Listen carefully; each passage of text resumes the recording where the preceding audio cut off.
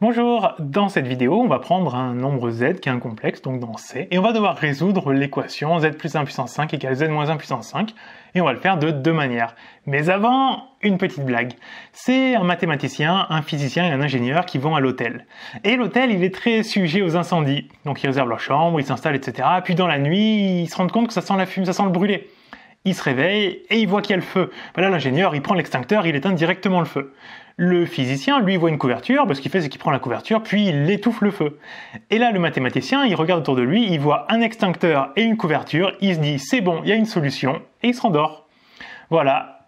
C'était la petite blague du jour, j'espère qu'elle vous a plu, dites-moi en commentaire ce que vous en dites. Si vous en avez d'autres en stock, donnez-les-moi en commentaire, comme ça elles passeront dans d'autres vidéos, ça m'en fait quelques-unes en stock, c'est cool. Allez-y, lâchez-vous, et tout de suite donc on passe à la résolution de l'équation. On va le faire de deux manières différentes. Une première manière, on va faire la méthode bourrin, c'est-à-dire qu'on va développer complètement. C'est un peu débile, mais ça marcherait très bien, on va développer. Alors on va les regarder un par un. Z plus 1 puissance 5, on va le faire avec le binôme du Newton. Le binôme de Newton, donc on va avoir 0 parmi 5, on se rappelle que c'est les sommes des k parmi n, p puissance k, q puissance n-k, ou a et b, a puissance k, b puissance n-k. Là, ici, on a le a qui vaut le z et l'autre à côté, c'est le 1. Donc en fait, on aura z exposant 5 fois 1 puissance 0. Après, on va avoir 1 parmi 5, z exposant 4 et 1 puissance 1. Mais en fait, le fois 1, à chaque fois, on ne va pas le mettre, parce que fois 1, ça ne sert pas à grand-chose. 2 parmi 5, z au cube, 3 parmi 5, z au carré, 4 parmi 5, z et 5 parmi 5, z puissance 0, donc 1 tout court. Alors ça va nous faire, ça en fait si vous avez le triangle de Pascal en tête, on a la réponse, on va le remettre. On a 1, 1, 1, 2, 1, 1, 3, 3, 1, 1, 4, 6, 4, 1, 1, 5, 10, 10, 5 et 1. En fait, chaque fois la valeur qu'on écrit c'est la somme de celle qui est juste au-dessus et celle au-dessus à droite. Par exemple le 10 ici, c'est la somme de 4 et 6. Et en fait, nous on va à du puissance 5, là on est puissance 0. 1, 2, 3, 4 et 5. C'est pour ça que je me suis arrêté à celle-là. La puissance 5, elle est là. Ça, en fait, c'est les valeurs des coefficients binomiaux. 0 parmi 5, 1 parmi 5, etc. Donc là, on a 1 z puissance 5. À côté, on va avoir 5 z puissance 4, 10 z puissance 3, 10 z puissance 2, 5 z tout court et 1 tout court à la fin. Ensuite, pour le z moins 1 puissance 5, on a la même chose en fait. Sauf que, en fait, le moins 1, la multiplication par moins 1 ici, nous on ne voyait pas la multiplication par 1. Par contre, par moins 1, lorsque la puissance elle est impaire sur le moins 1, il y a un moins qui va apparaître. Si là on avait du puissance 5, ça veut dire que sur le moins 1, on avait du puissance 0. Il ne se passe rien.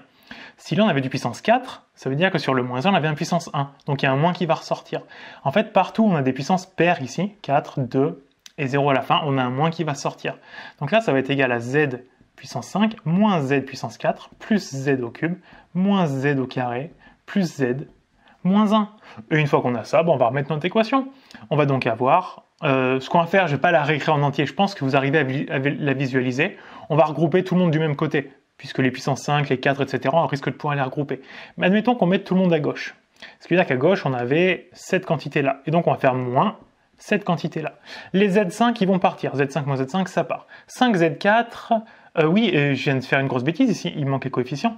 Là on en a 5, là on en a 10, 10, 5 et moins 1. Bon, dites-moi en commentaire si vous l'aviez vu.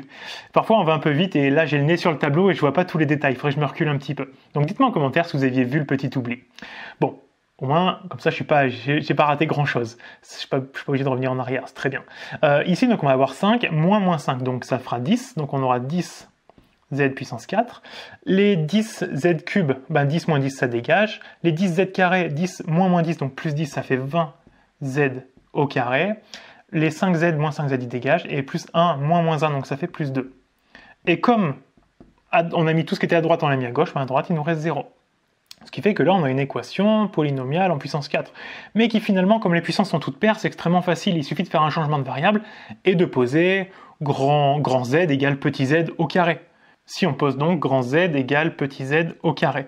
Notre équation, ça c'est le changement de variable, notre équation, elle va devenir 10 fois z au carré, grand z au carré, puisque petit z4 c'est z puissance 2, donc ça fait grand z puissance 2, plus 20 grand z plus 2 égale 0.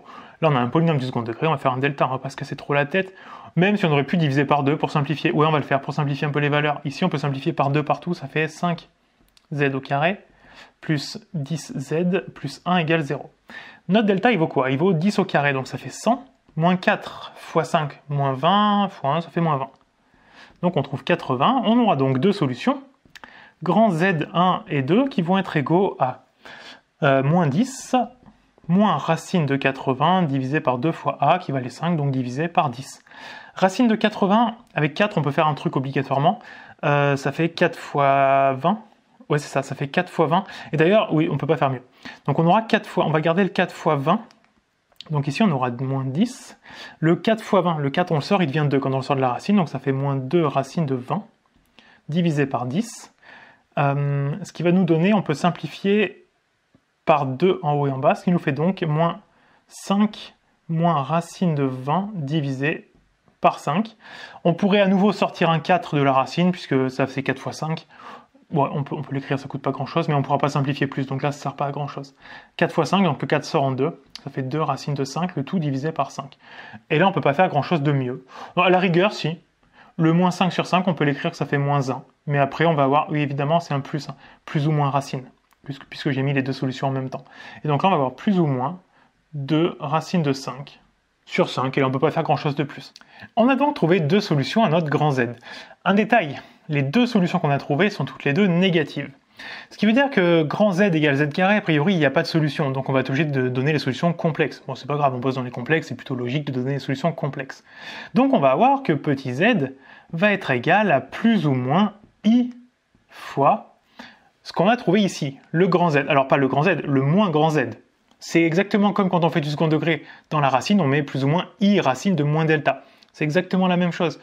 Donc on va avoir tout ça. Et donc, ce qui veut dire que nos solutions, z, ça va être égal à plus ou moins i fois racine carrée de moins 1 plus ou moins 2 racine de 5 divisé par 5.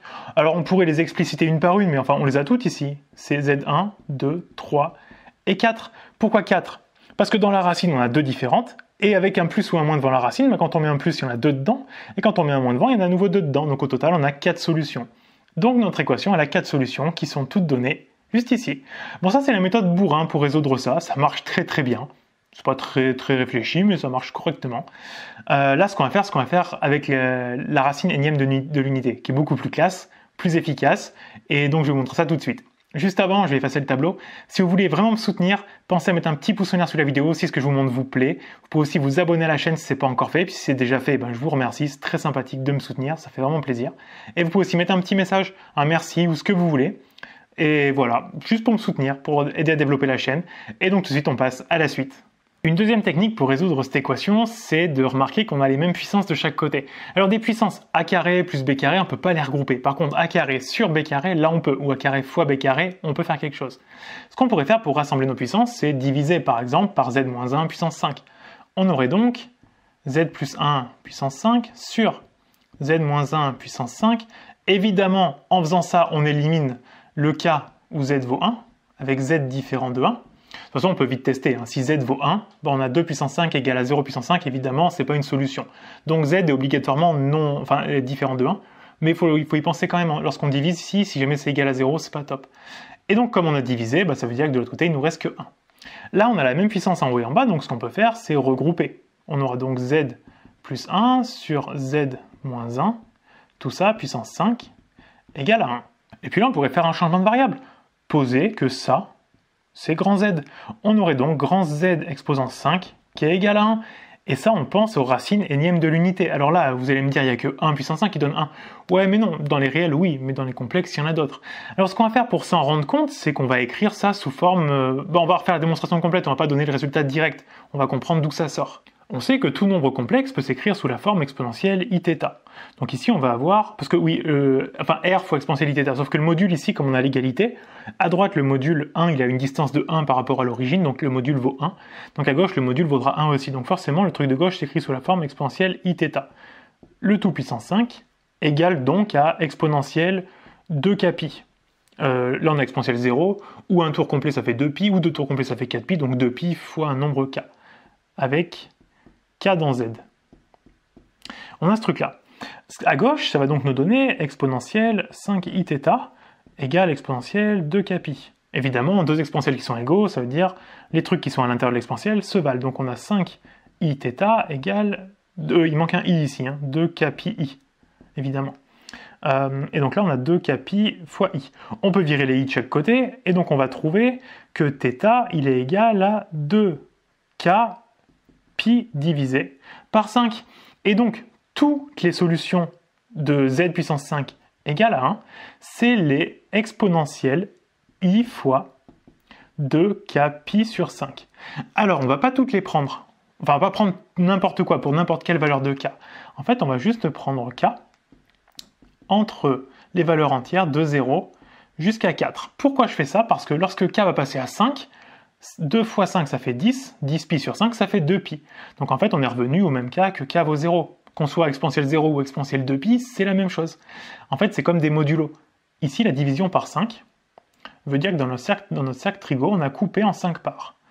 Donc en gros on a fait quoi? On a fait, là on a 2π sur 5, là on va avoir 4π sur 5, là on aura 6π sur 5, là on aura 8π sur 5, et puis on revient ensuite au départ, donc à 0π sur 5 ou à 2π sur 5.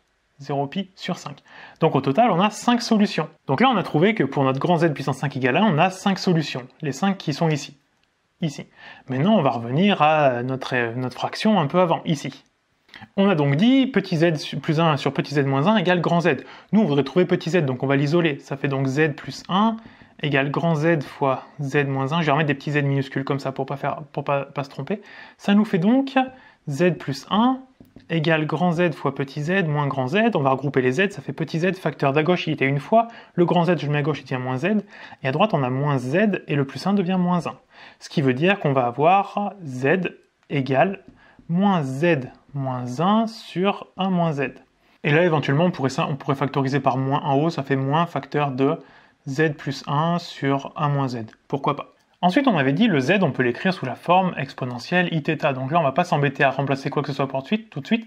On va avoir exponentielle iθ plus 1 sur 1 moins exponentielle iθ. Et là, on va faire la technique de l'angle moitié pour faire apparaître du cos et du sin avec les formules de l'air. La moitié, ici, on a exponentielle 0, exponentielle iθ. La moitié, c'est iθ sur 2. Donc là, on va factoriser par iθ sur 2, facteur 2. Le premier, donc, il en manque iθ sur 2. Et le deuxième, on l'a mis en trop. Donc, moins iθ sur 2, comme il était en trop. En bas, on va faire la même chose. L'angle moitié, ça fait donc exponentielle iθ sur 2, facteur 2. Le premier, il faut qu'on l'enlève, moins iθ sur 2, moins. Et le deuxième, il faut qu'on le rajoute, donc iθ sur 2. Et là, on voit apparaître exactement les formules de l'aire de sin et cos. Ça nous fait donc, déjà les iθ sur exponentielle devant, on peut virer. On a donc moins. En haut, on a exactement la formule de l'aire de cos. Si je vous la redonne, cos x, c'est exponentielle ix plus exponentielle moins ix sur 2. Donc en fait, on a deux fois cette formule. Donc ça nous fait 2 fois cosinus de l'angle qui est dedans, donc de θ sur 2. En dessous, on a quoi? Pour le sinus, pour le sin, c'est un copier-coller, sauf qu'au milieu, ici, on a un moins, et en dessous, on a un 2 fois i. Là, ce qu'on a, c'est qu'on a le sinus à l'envers. Regardez, l'exponentiel avec le moins, il est devant.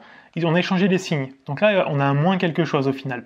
Ensuite, on a le divisé par 2i, donc il faut faire fois 2i. Donc on multiplie par moins 2i. Donc là, on a moins 2i sinus θ sur 2. Ensuite, là, on peut simplifier les deux. On peut simplifier le moins qui est devant et le moins qui est en bas. Donc finalement, il nous reste cos θ sur 2 sur i sinus θ sur 2. Le i, on peut multiplier par i en haut et en bas. Ce qui fait qu'en bas, on va avoir i carré, donc moins 1. Donc on peut remettre un moins devant. Et il y a le i qui est apparu en haut. Donc ça fait moins i. Sauf que cos sur sin. Sin sur cos, c'est tangente. Donc l'inverse, c'est cotangente. Donc là, on a moins i fois cotangente de θ sur 2. Et c'est là qu'on peut remettre en fait les solutions qu'on a trouvées tout à l'heure. On avait dit notre θ tout à l'heure. I valait, donc on fait moins i, cotangente de 2kπ sur 5. Le tout sur 2, c'est l'angle qu'on a trouvé tout à l'heure, avec k qui appartient à 0,4. Et donc là, en simplifiant plus, on va trouver que tous nos petits z vont être égaux à moins i cotangente de... les deux, on peut les supprimer, il nous reste donc kπ sur 5. K qui appartient uniquement à 1 jusqu'à 4. Et donc là, on pourrait expliciter nos solutions. On va avoir z1 qui va être égal donc à moins i cotangente de π sur 5. On va avoir Z2 qui va être égal à moins I cotangente de 2pi sur 5. 2pi sur 5. Z3 qui va être égal à moins I cotangente de 3pi sur 5. Et Z4 qui va être égal à moins I cotangente de 4pi sur 5. Et si on n'a pas fait de bêtises, normalement c'est les mêmes valeurs que tout à l'heure avec la racine, sauf que c'est écrit avec un cotangente, c'est pas du tout la même écriture, mais normalement c'est les mêmes valeurs. On pourrait d'ailleurs remarquer un autre truc, c'est que cotangente de pi moins x, ça fait donc cos de pi moins x sur sin de pi moins x. Cosinus pi moins x, si on imagine le cercle, là on va prendre un x, donc on a un cos qui est très grand, pi moins x, il va être là. Et donc le cosinus, c'est moins le cosinus de l'autre côté, donc là ça fait moins cos x. En revanche, le sinus, c'est le même des deux côtés, donc sur sinus x. Et donc là on obtient quoi? On obtient moins cotangente de x. Donc en fait, quand on ajoute ou qu'on enlève pi, ça change juste le signe du cotangente. Et donc par exemple, le 4pi sur 5 ici, qui est égal à moins i fois cotangente, donc 4pi sur 5, ça fait pi moins 1pi sur 5. Autrement dit, ça c'est égal à moins i cotangente de... moins, donc ça fera plus i cotangente de pi sur 5. Et l'autre, on a le 3 et le 2 et le 3 qui vont ensemble, parce que le Z2, on peut l'écrire moins i fois cotangente. 2pi sur 5, on peut l'écrire pi moins 3pi sur 5. Ce qui va donc être égal à moins, ça va faire plus, donc plus i cotangente de 3pi sur 5. Et donc concrètement, au final, on va trouver quoi? On va trouver Z1 et 2, Z3 et 4, qui vont être égaux à... On va avoir plus ou moins i fois cotangente. Pour le premier, on avait dit que c'était du 1pi sur 5. Et le deuxième, plus ou moins i fois cotangente de 3pi sur 5. Et on obtient à nouveau les 4 solutions qu'on a trouvées tout à l'heure. Normalement, c'est exactement les mêmes valeurs. Pas écrit de la même façon, mais c'est les mêmes valeurs. Et donc, on en a terminé pour cette petite vidéo. Dites-moi en commentaire si vous connaissiez cette histoire de racine énième de l'unité. Aussi, la technique de l'angle moitié, celle-là, elle est vraiment cool pour faire apparaître les formules de l'air. Donc dites-moi en commentaire si vous connaissez tout ça. Si vous voulez me soutenir, pensez à mettre un petit pouce en l'air sous la vidéo si vous voulez me soutenir et que ça vous plaît. Et aussi, si vous voulez vraiment m'aider à développer la chaîne, abonnez-vous si ce n'est pas déjà fait. Si vous êtes encore là, je suppose que c'est que ça vous a plu, donc abonnez-vous à la chaîne. Et moi, je vous dis à bientôt pour une prochaine vidéo.